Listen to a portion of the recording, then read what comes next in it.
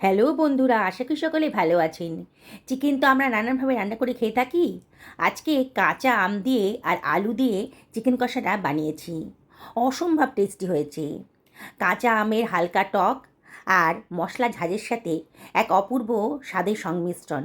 চলুন তাহলে আজকে বানিয়ে দেখাই আপনাদের এই রেসিপিটা। আজকে প্রায় 1 কেজি মতন চিকেন নিয়ে নিয়েছি।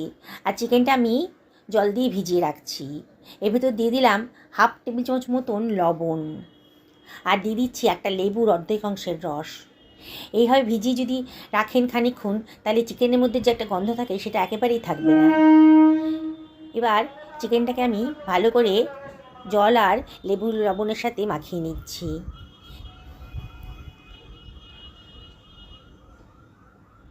দেখুন, জলের কালারটা কিন্তু কেমন চেঞ্জ হয়ে গেছে। প্রায় 10 মিনিট মতো আমি এটাকে ঢাকা দিয়ে সরিয়ে রাখছি। হাতে যদি সময় থাকে তাহলে আধ ঘন্টা এটা ঢাকা দিয়ে রেখে দেবেন। এবারে আমি একটা বড় মতন সাইজের পেঁয়াজ নিয়ে নিয়েছি। খুব ঝিরিঝিরি করে কেটে নিচ্ছি। পেঁয়াজটা কাটা হয়ে গেছে, সরিয়ে রাখলাম।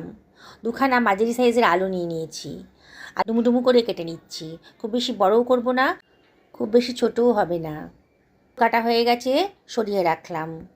আজকে একেবারে নতুন ধরনের একটা চিকেন রেসিপি বানাবো। এই জন্য আমি একটা মাঝারি সাইজের আম নিয়ে নিয়েছি। আমটাকে ধুয়ে পরিষ্কার করে নিয়েছি। এবার আমটাকে আমি কেটে নিচ্ছি।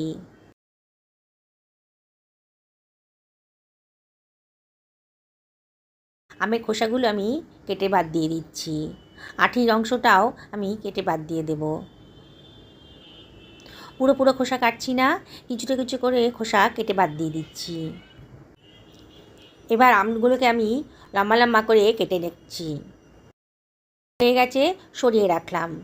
10 মিনিট হয়ে গেছে, আমি চিকেনটাকে লবণ জলে ভিজিয়ে রেখেছিলাম।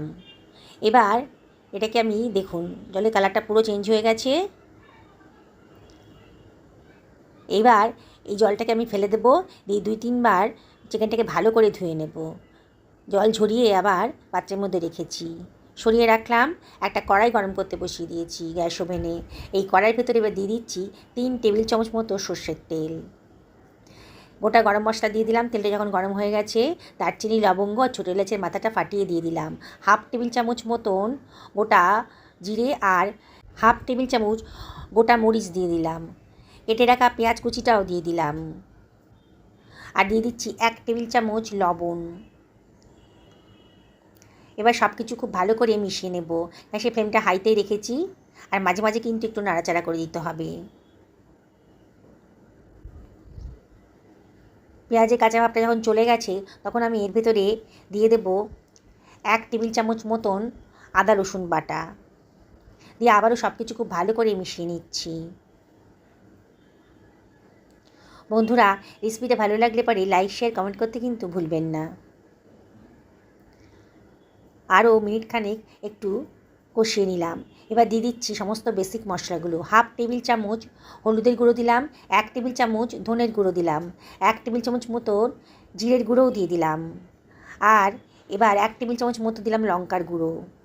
লঙ্কাটা অবশ্যই নিজেদের পছন্দ মতো দেবেন। 1 টেবিল চামচ কাশ্মীরি লঙ্কার গুঁড়োও দিলাম। এটা সুন্দর একটা কালার আসবে। আবারও সব কিছু খুব ভালো করে কষিয়ে নিচ্ছি। মাঝে মাঝে কিন্তু একটু নাড়াচাড়া করে দিতে হবে।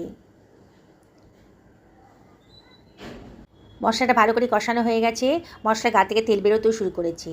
এবার আমি চিকেনটা এর ভেতরে দিয়ে দিচ্ছি।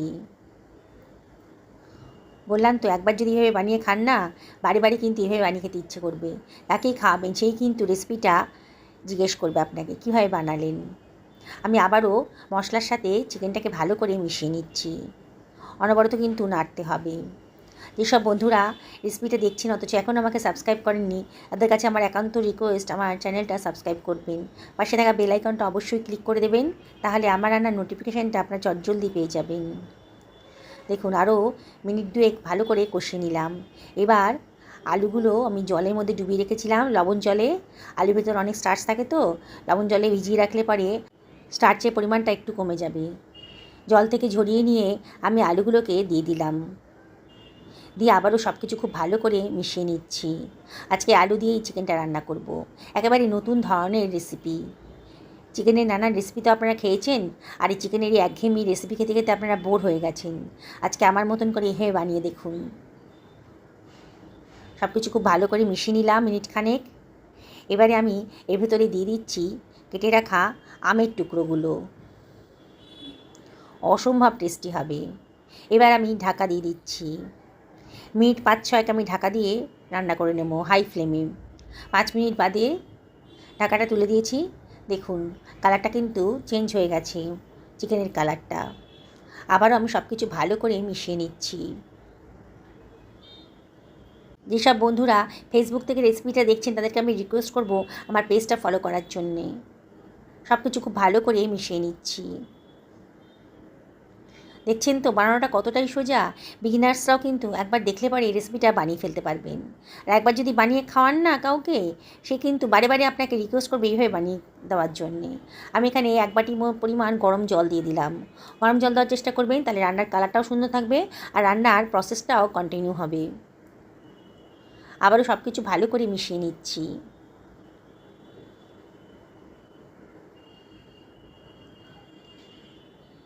দেখুন বন্ধুরা সব কিছু ভালো করে মেশানো হয়ে গেছে। এবারে আমি এটা ঢাকা দিয়ে রান্না করে নেব।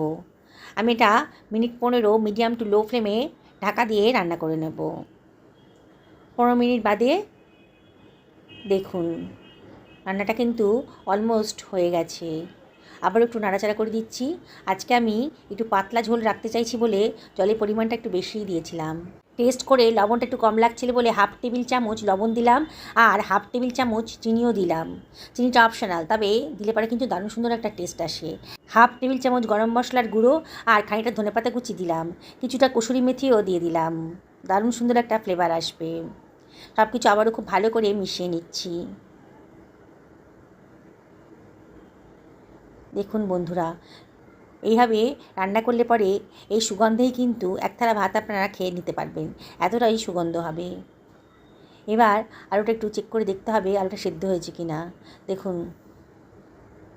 আলুটা এখনও সেদ্ধ হয়নি, আরও মিনিট 5 আমি এটা ঢাকা দিয়ে রান্না করে নেব।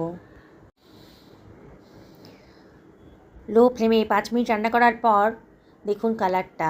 এবার দেখেই মনে হচ্ছে চিকেন আর আলুটা একেবারে সেদ্ধ হয়ে গেছে। গ্রেভিটাও কিন্তু অনেকটা শুকিয়ে গেছে। এরকমই গ্রেভি রাখতে চেয়েছিলাম, তবে আপনারা যদি মনে করেন আরেকটু পাতলা রাখবেন তাহলে একটু জল দেবেন, আর যদি মনে করেন আরেকটু ঘন করবেন তাহলে আরেকটু শুকিয়ে নেবেন। দেখুন কালারটা কতটা লোভনীয় হয়েছে, দেখেই কিন্তু বানাতে ইচ্ছে করবে। আর এর টেস্ট কিন্তু আপনারা না খেলে বুঝতে পারবেন না যে কতটা দুর্দান্ত হয়েছে। একেবারে নতুন ধরনের রেসিপি, বানানোটা কিন্তু একেবারেই সোজা। কালারটা দেখুন শুধু। একটা আম দিয়ে এত সুন্দর যে চিকেনের রেসিপি বানানো যায় আপনারা না দেখলে বুঝতেই পারবেন না, না দেখলে না খেলে বুঝতে পারবেন না। একবার খেয়ে তো দেখতে হবে। চিকেনটাও একেবারে নরম তুলতুল করছে, আমি ছিঁড়ে দেখাচ্ছি কতটা নরম হয়ে গেছে। বাড়ির ছোট থেকে বড় কিন্তু দারুণ মজা করে এই রেসিপিটা খেয়ে নেবে, আর আপনাকে বারবারই রিকোয়েস্ট করবে এই রেসিপিটাই বানিয়ে দেওয়ার জন্যে। আমি আপনাদেরকে আবারও রিকোয়েস্ট করব একদিন বাড়িতে বানিয়ে ফেলুন, পরিবারের সকলকে খাওয়ান, নিজেও খান। সুস্থ থাকুন, ভালো থাকুন, নমস্কার নেবেন।